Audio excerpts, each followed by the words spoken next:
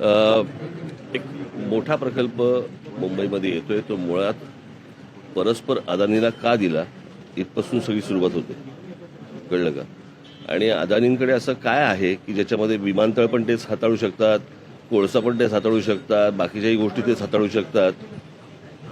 आणि एवढा मोठ्या प्रकल्पाला तुम्ही मोठं सगळ्या म्हणजे जेवढ्या टाटांपासून अनेक लोक ह्या कंपन्या आहेत ज्यांच्याकडनं तुम्ही टेंडर्स मागवायला पाहिजे होती, डिझाईन मागून घ्यायला पाहिजे होतं, तिकडे नेमकं काय होणार आहे कळायला पाहिजे होतं. पण ते झालं नाही. मला फक्त प्रश्न एवढाच आहे की या सगळ्या गोष्टीमध्ये आमच्या तिकडच्या पदाधिकाऱ्यांची आमची बोलणी झाली होती या सगळ्या संदर्भामध्ये. आणि अदानी ग्रुपची कोणीतरी एक जण आहेत त्यांनाही म्हटलं मला पहिलं डिझाईन तुमच्याकडनं मला दाखवा, हेही झालं होतं. मला फक्त एवढाच विषय आहे की आत्ता हे जे आता काय कोण सरकार बोललं तुम्ही, महाविकास आघाडी, ना आज का जाग आली? मला असं वाटतं जाहीर होऊन मला 8-10 महिने झाले असतील ना. आज का मोर्चा काढलाय? की सेटलमेंट नीट होत नाही म्हणून? कशासाठी मोर्चा काढला?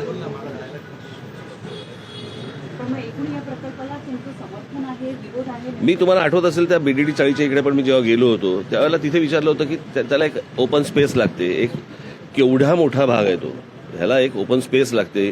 तिकडे किती शाळा होणार आहेत, काय कॉलेजेस होणार आहेत, किती कसे रस्ते होणार आहेत, तिथे इमारतीमध्ये राहणारी माणसं किती आहेत, किती इमारती होणार आहेत, कोणकोणत्या इन्स्टिट्यूट्स येणार आहेत, सगळ्याचा एक तुम्हाला टाउन प्लॅनिंग नावाची काहीतरी गोष्ट सांगावी लागते की नाही.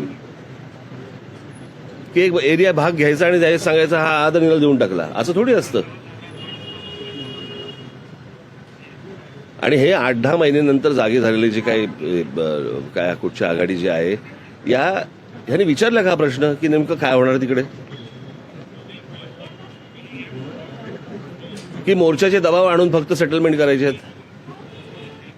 हे मला असं वाटतं एकदा त्याच लोकांना तुम्ही एकदा विचारून बघा. मी इथे वरती काय झालं हे सांगू शकतो आता. कळलं का? मी तुमची प्रेस कॉन्फरन्स घ्यायला नाही इथे आलो नंतर, कारण तुम्ही काय वाटेल ते टाकता, वाटेल ते छापता. परवा दिवशी माझी काय बायको काय बोलली त्यातलं पुढचं पहिलंच वाक्य घेतलं, पुढचं वाक्य घेतलंच नाही, कारण ते तुमच्या फायद्याचं होतं. असो, आत्ता आमची वरती बैठक झाली लोकसभेच्या निवडणुकांच्या संदर्भामध्ये आणि कोणकोणत्या मतदारसंघ लढवावेत, न लढवावेत, कसे लढवावेत, काय काय मुद्दे असावेत याच्यावरती आमची आत्ता सखोल चर्चा झाली. आणि त्याच्यानंतर आता जेव्हा पुढल्या वर्षी जेव्हा निवडणुका जाहीर होतील त्यावेळेला त्यातले कोणते कोणते मतदारसंघ लढवायचे ते तुमच्यासमोर जाहीर केलं जाईल. 2025ला होतील. कारण सध्या निवडणूक आयोग, कायदा असं काही नाहीच आहेत सध्या. त्याच्यामुळे ते गोविंदाचं गाणं आलं होतं ना, मेरी मर्जी.